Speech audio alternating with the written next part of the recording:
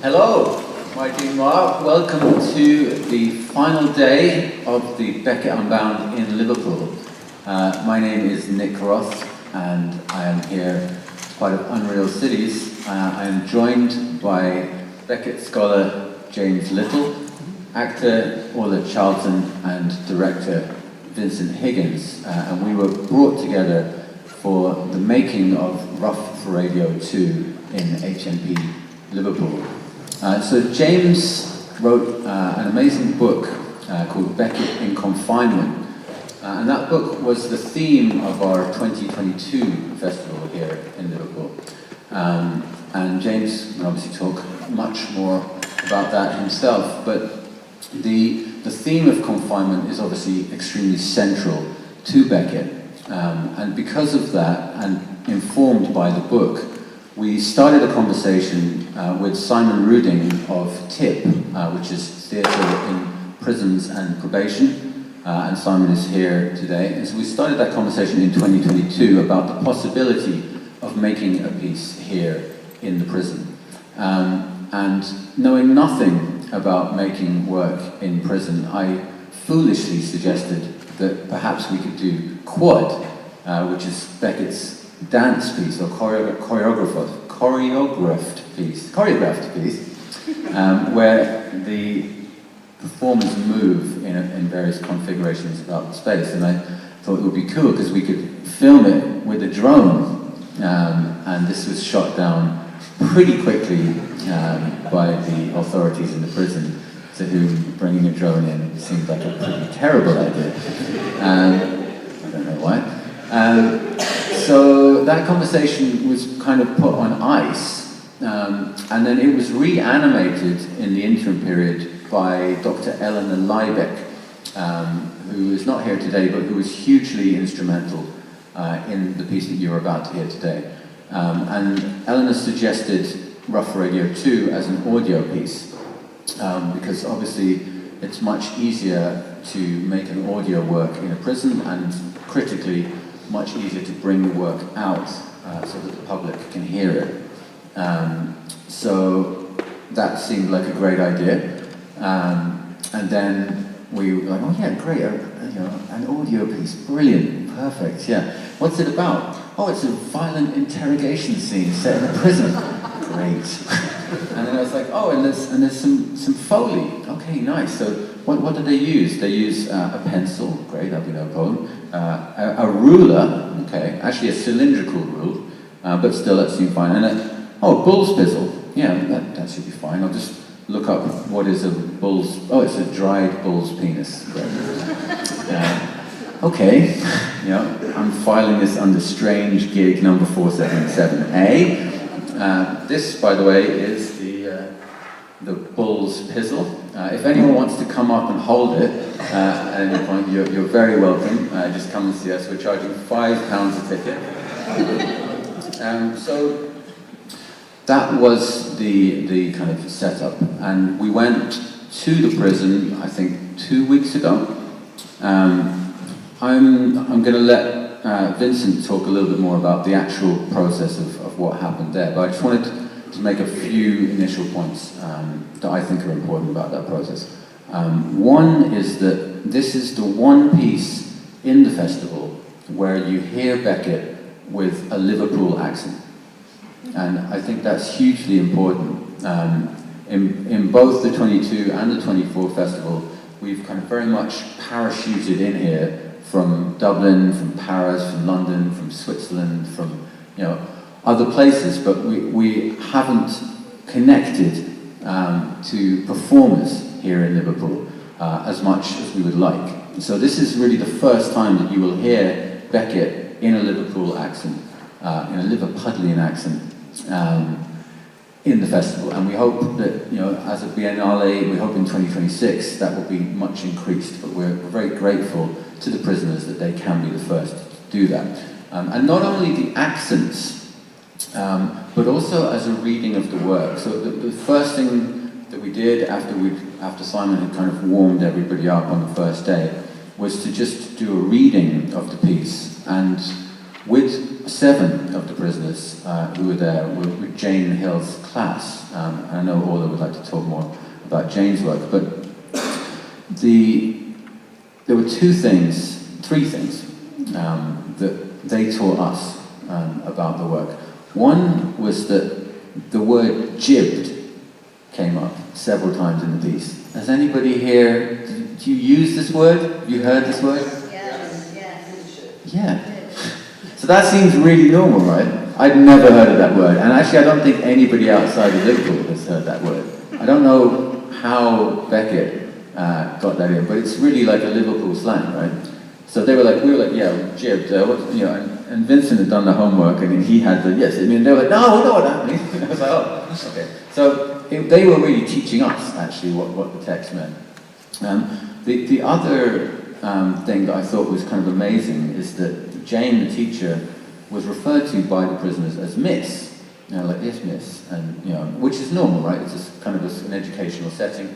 But also the other prison staff referred to Jane as Miss, when they were kind of out around the grounds, which was a little bit more strange. And then the opening line of the piece, as you hear, is "Ready, Miss," and so just that, how connected Beckett was to work in prison and to the vernacular of the prison really resonated at that point. And then the last thing that I'll say before handing over was just about the psychological reading that the prisoners. So because of the conditions, the prisoners must remain anonymous. So I'll refer to them, we will refer to them as their character names. So Fox, in the piece, Fox's reading was that actually the prisoner is free and imprisons the animator and the other character, who's called the stenographer. So the interrogators are actually imprisoned by the prisoner because they need him to say something. And by not saying that and keeping his freedom of mind, they retain the power in that situation. And so actually the entire conception of the work is a mirror to what it seems on the outside, which is a very important Beckettian setup. And just that idea, and Fox was saying, in here, it's a really hostile environment. It's difficult. There were 4 suicides in the prison the first week that Jane came in a population of 800. It's really a hostile environment, and the prisoners that we were working with were, at the most at risk within the prison. And Fox was saying, everybody's walking around here thinking they're all hard, but they're going and crying when they get back to the cells. But we survive because we're strong inside. And that mental strength, that kind of ardor and rigor in the face of those conditions was really humbling to witness, and a great way, an unforgettable way of reading the piece. So I'm going to hand over now to Vincent to talk a little bit more about his experience and the process. Hi, so my name is Vincent Higgins, and I'm an actor, writer and director. I've worked in prison arts for a long time, mostly in the north of Ireland. I was introduced to that by this great man, Mike Maloney, who was an Australian who came to Belfast in 1981, which I don't know all you know, but it wasn't a great year in our history. It was the year of the hunger strikes. There was an awful lot of violence, and anybody who could was getting out of the north. But Mike came in, worked in the prisons, and because it was Australian, he was able to be accepted in the Loyalist and the Republican with our political prisoners. So when I started working, he brought me in when I started working was mostly with political prisoners, which is kind of like an odd term because really all prisoners are political. And then after the Good Friday Agreement and the political prisoners started being released, I was back in again working with the ordinary decent criminals, as they called them. So I've worked then, I worked with prison arts foundations throughout Europe, in Germany and Italy, trying to draw up a kind of a manifesto of prisoners' rights as regards to access to arts in prisons within the EU. I've worked with RTE as a writer, going into prison and recording with prisoners, bringing actors in, but the prisoners would shadow us, would shadow the technical side and so on. So you start, like when Carlo Gabler, who's a great writer and a great man who worked in prison arts in the North for a long time, and Carlo took me around and introduced me to various ones in his literary group, and I talked to them about the different forms of writing for radio, writing for theatre, writing for television and film.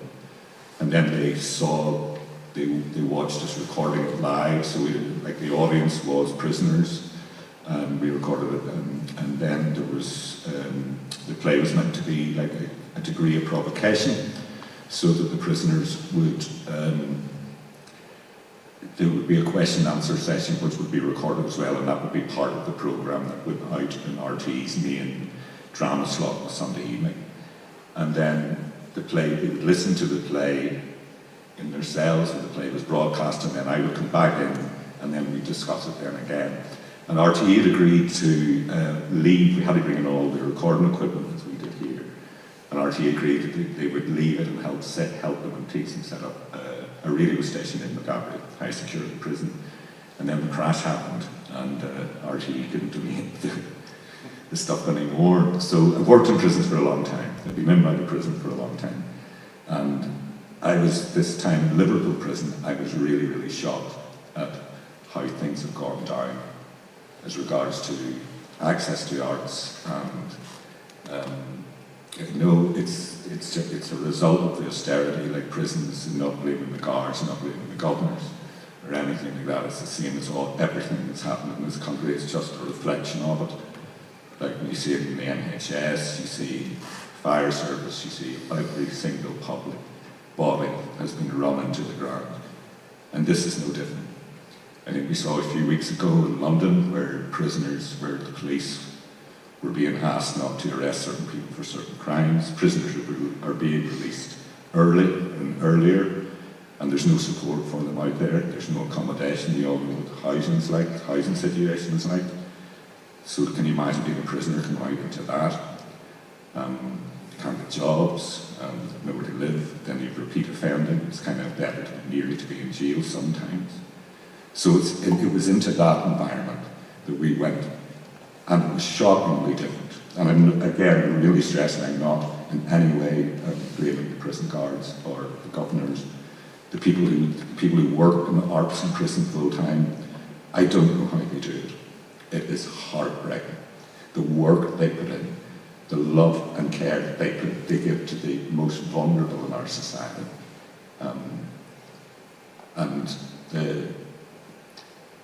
that work just mostly doesn't get an end game. So when we were there, we had 3 days. This was the agreement. The idea was, we'd kind of plotted kind of how we were going to do it. And the idea was that we would record on the last day.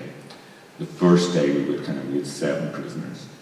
And we were hoping, in the radio piece, there's two actors were going to be the two prisoners, and Orla was the third actor speaking. And we would get to know the prisoners, and then I would go through the play. It's a difficult play. Like I had to do an awful lot of work on the play. And because you can't bring in phones or anything like that, so words like jib, I had to have all the different things of jib that were possible where that word came from, because you couldn't look it up in your dictionary, in your phone or anything. You had no access to Google to check anything. So there was did an awful lot of work on the play. And so the idea was we would spend like the first day getting to know them.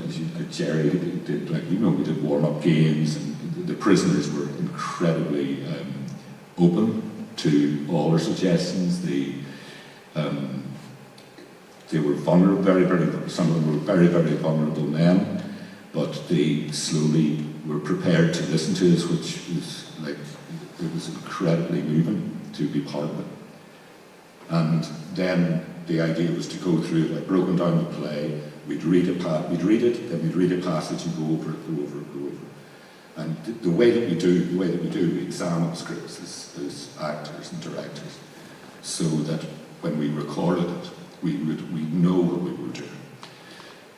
So the first day was cut short, and Nick very wisely had the idea that we would bring the recording stuff in with us on the first day rather than just on the third day when we were recording. And we arranged that it would be, we would be able to lock it in the prison, so we wouldn't bring it in and out.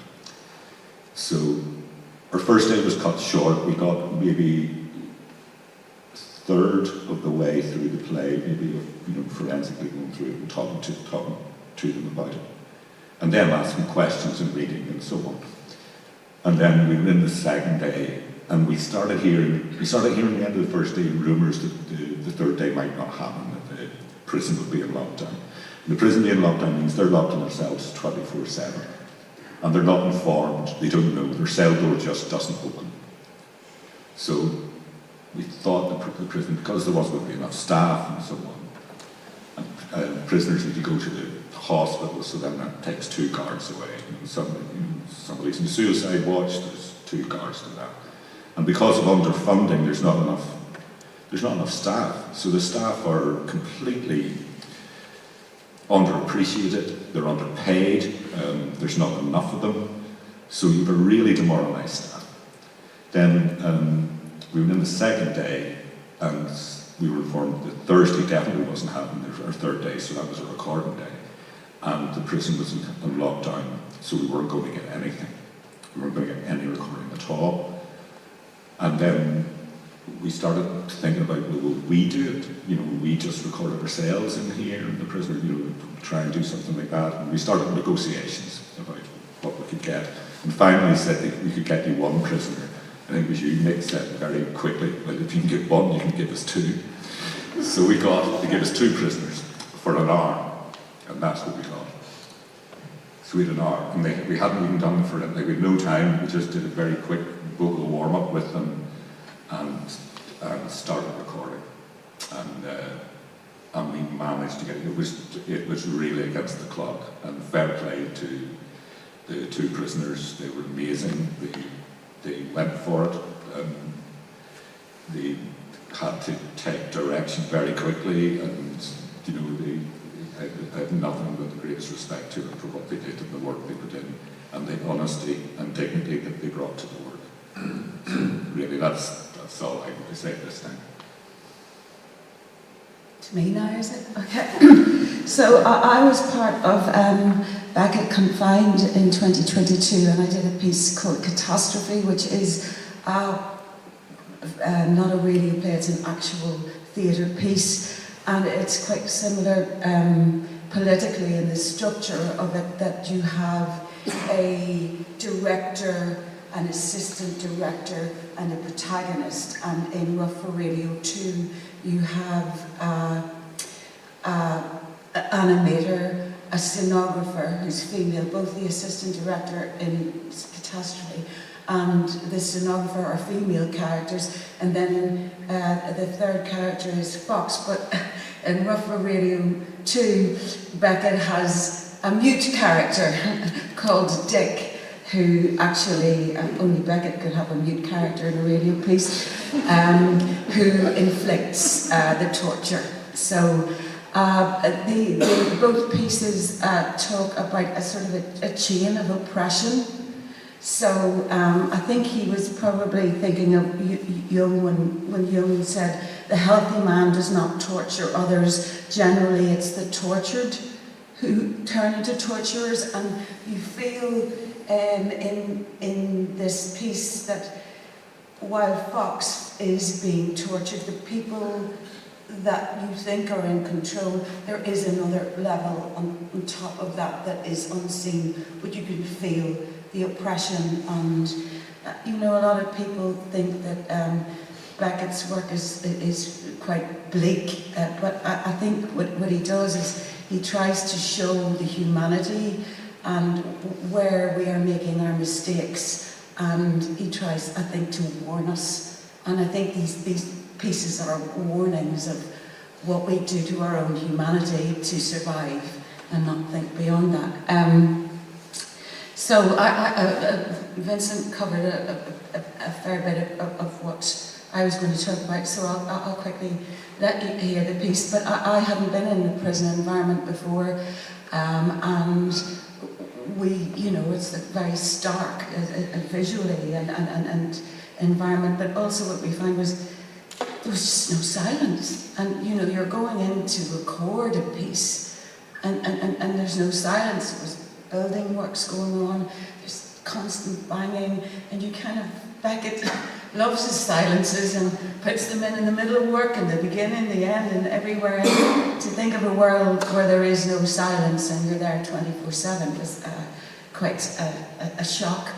I wanted to say that Jane, who had been working with the prisoners before we arrived, really sort of encouraged them to be there and to believe that they could contribute, which was phenomenal.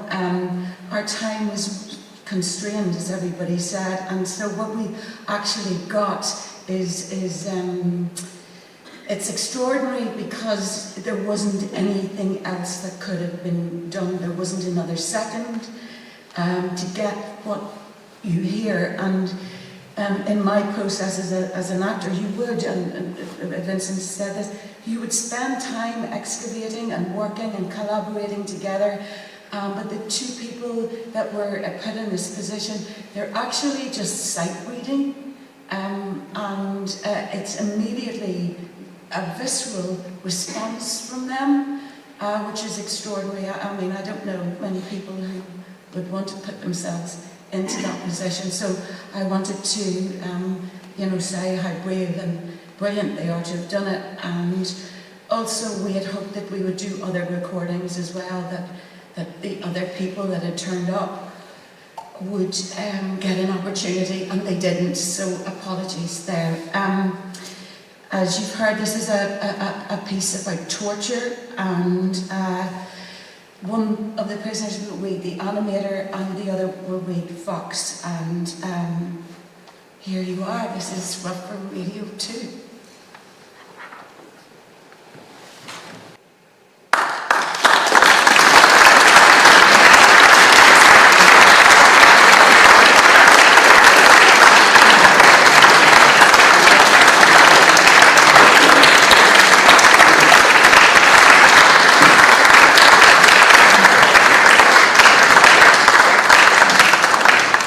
I just want to acknowledge and make you all aware that this recording broadcast was filmed and recorded so that the prisoners could also watch it.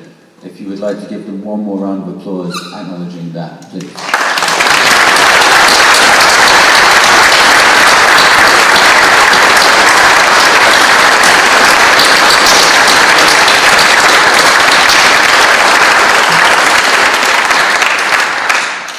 So the play we've just heard was first broadcast under the title Rough for Radio on BBC Radio 3 in 1976.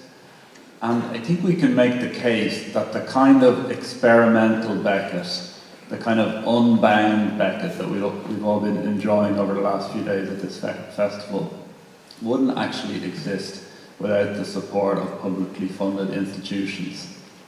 That might seem a bit of a strange thing to say, given the public image that we have of Beckett as a very private individual and a very private writer. So let me explain what I mean. If we go back to the play that first unbound Beckett, and I'm thinking of the word unbound here as a way of giving access to work which up to that point had just been circulated between Beckett's friends or even in his writer's studio. That first play was Waiting for Godot, and that play only got staged because it was supported by a government subvention from the Ministry of Education in France at the time. And actually, if you wanted to experience Godot in Paris in 1952, your first experience wouldn't have been in the theatre, but on the radio, because a selection of extracts from Act 1 were broadcast on the radio with an introduction written by Beckett, but who stayed very far away from the recording studio. And over the course of his career, Beckett works with a number of institutions. He works with Radiodiffusion Télévision Française, where he broadcasted those excerpts of Godot. He works with the Süddeutsche Rundfunk in Stuttgart. He obviously works with the BBC, as we've heard, and he works with theatres like the Royal Court. So there's a spine of institutions there that give Beckett the space to become the experimental writer that we know and enjoy at festivals like Beckett Unbound. If we just think about the plays that have been put on at this festival, obviously there are the radio plays like Rough for Radio, All That Fall, which we enjoyed in Toxteth and which is being played one more time today. These are experimental works which wouldn't exist without a media institution. But also if we think of Cracked Glass Tape, a play that was only written because Beckett heard one of his favourite actors, Pat Magee, reading one of his prose works on the radio and thought, I have to write a play for this voice. And then if we think of a stage work like Not I, which transformed into a TV play when that figure of mouth was blown up to fill a television screen, we can start to see how these different media are really central to the way Beckett develops as a writer and as an artist throughout his career. Hannah Simpson, in her brilliant keynote that opened this festival, quoted from Martin Esslin, who made the point that the radio play All That Fall really laid the foundations for the BBC radiophonic workshop, which was a kind of experimental sound laboratory in the BBC, which worked for many years, but you might know it best from its creation of the Doctor Who theme tune, but was essentially a laboratory for sound experimentation. And the reason Beckett's play worked so well in that context was that it provided these experimenters who were working with sound in new ways for the first time, a kind of experimental playground in which they could try new things. So the BBC were feeling very sore in the 1950s that they had missed the chance to broadcast Waiting for Godot. They had had a chance to broadcast a radio version of this play, but it had been passed over because some in the organisation thought that the play was too phony. So they were feeling very sorry about this, and they decided to get Beckett to write a radio play, an original radio play, and out of this we got All That Fall. But a really important point was he writes this experimental, non-realist piece, but he never turns up at the studio to tell the technicians how they should make the sounds. So you have all of these experimental, innovative people with an experimental, innovative piece. And as one of the production team said, when Beckett, demanded sounds, he didn't say that they had to be made in any particular way, but the whole nature of the script led to experimentation. And we can hear that experimentation going on in the version of All That Fall that's running in Toxteth at the moment. Those sounds are still being made in new and interesting ways. So Beckett the Experimenter, Beckett Unbound, doesn't exist without the support of those publicly funded media institutions. All That Fall is the first play that Beckett premiered on the BBC. Rough for Radio is the last play that he premiered during his lifetime on the BBC. And it was originally written in French, entitled Pochade radiophonique, so radiophonic sketch would be a literal translation. But the way Beckett translated it was to make the title, the first translation he used was the English title Radio 2. So if I said to you that I wanted to perform a play on BBC Radio entitled Radio 2, well, at this stage, the third programme had become Radio 3. So the BBC turned around and said, well, we can't perform Radio 2 on Radio 3. And Beckett says, well, I'll give you a few other suggestions. And again, it's interesting here that he let the BBC pick from a couple of suggestions he made, and they chose Rough for Radio. So obviously the organisation is behind those sounds that we hear in the 1976 recording, but they're also behind the very name that we use for the piece, and I think that's interesting. Just as a matter of interest, how many people, while we have the house lights up, how many people have heard the 1976 recording of Rough for Radio 2 that we just heard? And how many people are hearing this play for the first time here in the Tung Auditorium? I think that's pretty amazing. I'd like to ask the production team if... I never heard it. Well, you've answered my question before I even asked. Did it play any role in the creative process when you were putting together the play? Or were you working from other sources, other ideas? Whether like directing or acting, I don't like. I like to go at a script absolutely fresh without anybody else.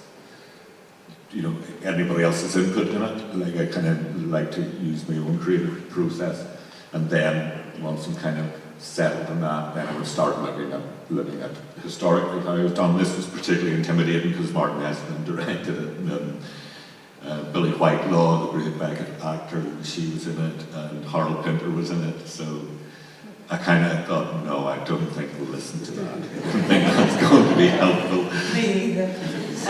So I didn't really. I started listening to one recording somebody had done. I'm not going to mention who they were, but I didn't even get to the end of it. It was terrible. So I didn't really go looking for anything else after that. Just jumping back though to the radiophonic workshop, I think a really cool link in this is that one of the members of the radiophonic workshop was Delia Derbyshire, who obviously everybody knows as having created the Doctor Who theme, but outside of her work with the radiophonic workshop, she mainly worked in prisons and did a huge thing. So for us, that was a really important circle that kind of joined the dots there. And just before we move on, we're going to go on to questions now from the audience, but just before we do, I also want to acknowledge Alex Swindells, who's the governor of the prison. Is that the correct title, Simon? He's one of the governors of the prison, who was hugely instrumental in making it happen, especially at the moment where it was all looking like it wasn't going to. And also to Nick Pearce, who was the other actor that came along with Simon, who was really great to have in the room. So I think I've now thanked everybody, including obviously Jerry from the Institute, who made all of the connective tissue. Okay, so questions from the floor, if you have any. Clara Simpson. There's a microphone. It isn't really a question, but... More of a comment? It's a comment. Quick in a speech. I'm just astonished by what it achieved and how it touches something. I'm actually I was so moved by it, and I'm not often touched. I can't even put it into words, thank God, because if I did, I'd probably go on for too long. But it's, and the sound effects and the rhythms of it, and they were following the stage directions. Obviously, I mean, there was something, I can't even put it into words. It really worked, and I'm sort of astonished, that's all. I think there's a thing with Beckett. I mean, I'm not an actor, I'm a musician, but in my kind of reading of it, you either have to be a really, really good actor with loads of experience, or have no experience whatsoever. Because you can't really act Beckett. Like, the way it works best is where it's actually just the person talking. But you either go through a lifetime of experience and training in how to do that, or you come at it fresh for the first time. You know, and I think we really hear that in this piece, that this is the people talking in their voices, and also obviously the significance of them being in that situation cannot be lost on the audience. So it has that resonance. I mean, the last line is an absolute killer, right? Where like next time we may be free, and they are imprisoned, and we're not even allowed to really know when their release dates are. So it has that massive significance. There was another line that I just heard when talking where the actor says, "Is it you, brother?" And in the play, actually, that is connected to the next line. But the way that he reads it, he's actually reading it as if he's talking to somebody else and implying that they are his brother. You know? And it's just like that kind of freshness, which actually turns the script on its head. Really, you know, it's a different reading, and Beckett, I think, would have loved this reading of the text.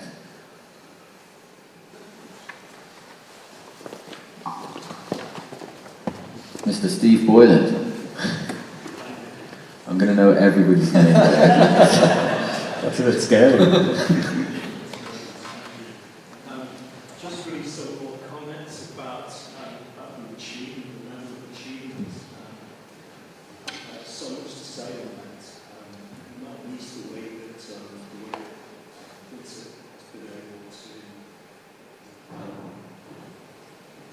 to make a significant difference, I think, to the way that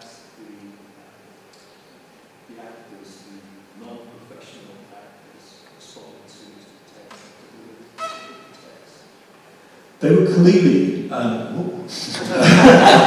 are right. They were clearly Scouse accents. Anybody here would have recognised that. But it seems as if, perhaps as a result of the direction, but also perhaps because of the very kind of rarefied space that the actors were conscious of working in. It was almost sounded to me as if Scouse, if you like, vernacular Scouse, everyday Scouse, was transformed into another register. It wasn't quite a full-on actorly register.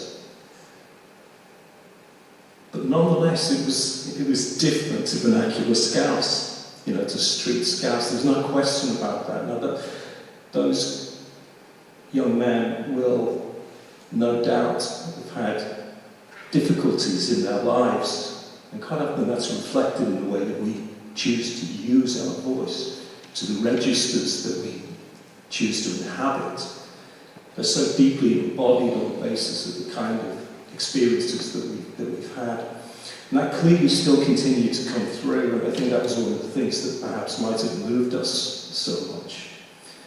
But also that kind of reaching into a register of language which would be totally unfamiliar to those actors. And yet the way that they inhabited that register with such power and dignity. It was a very, very great achievement for all concerned. I can't take any credit for that. There was absolutely no time. It was absolutely themselves and their response to Beckett's brilliant words and language and so on. It was themselves. Yes. Well, I figured you wouldn't have had much time to spend with them. I mean, the first day, I think that each of the men that turned up got to read a page, and then at the end of that day, it was clear that if we were going to get anything, that we would have to have two people, maybe try and get two people over, which didn't seem like it would be possible on the Wednesday morning, and it happened, and two men arrived, and they started to read. There was no discussion, that's how immediate and visceral that was for them. But it was almost as if the actors had some sense of that, of the kind of emergency of that situation, of the fact that, in a sense, this was a one-take situation, and they had an opportunity to put something of themselves and perhaps their own suffering into that reading. Well, I mean, they're not actors, you know, No, so exactly. they're prisoners who Exactly. are reading, a Beckett piece, sight reading a Beckett piece. That's what's so extraordinary I about don't it, know I how you think. do that. I really don't. Also, one of the questions that they asked us were, would members of their family be able to come to the performance to hear it? So it wasn't just that they were speaking to an audience; it was also them getting a message out potentially to their family members to come and hear them in the city. It was a communication. Yeah, so that was another register. Yeah, well, thank you very much indeed. Thank you. I think we have maybe time for one more question. How we have time? Yeah, one more question. Down here, so I'm going to make you run. I'm sorry, I don't know your name. Jasmine. I was just wondering, what was the most difficult part about making this work, and what exactly was the time frame? You're saying it's very short, so I was wondering how long did you have, and how many hours went into making this? So we were supposed to have 3 days with 2 sessions, a morning session and an afternoon session. So we were there 8 till 4 was the original plan. In the end, we were there at 8. We got the prisoners there on the first day from 11 till 1, something like that. And then they came back in the afternoon for 2 hours. So we got 4 hours maybe on the first day. And then we were informed at that point that there was no third day. And then when we arrived on the second day, we were told there was no second day either. And then we managed to basically, through Alex, get the prisoners for probably an hour and a half. So we had 4 hours to prep on the first day, and then an hour and a half to make the recording. That was the time we had. The most difficult part for me was actually doing the recording. So I was there. You're not allowed to bring a computer in, so I had to do it all on a hard disk recorder. So I used the Sound Devices Mix Pre 3U87s for anybody who's interested, which I'd never used before. This isn't actually my job. And I fortunately had been doing a gig the week before in Belfast, and Lola Roddy, the actor, came, who you might see in the film here if you go to see La Poubelle. And he had a friend called Nick, who was the Foley artist for all the Wallace and Gromit films. And I was like, oh, perfect. I was just hoping I'd meet someone like that. I have to take this dried bull's penis into a men's prison and record the sound of it hitting human flesh. And he was like, white cabbage. So as well as all of the other stuff I had in my bag, I was also taking in a Tesco value white cabbage. And my most nervous point was, what questions am I going to get asked as I go through the very, very rigid security process. That was my most difficult moment. Can I just say, for those few of us who have heard the 76 recording and now have heard this recording from 2024, I think it's a really cabbage and other ingredients aside, it's a really important contribution to the making of Beckett's radio works. Personally, I think it's a really important upgrade on the versions of these works I've heard before. And I'd just like to ask for one more round of applause for the people who made it and the people who are watching.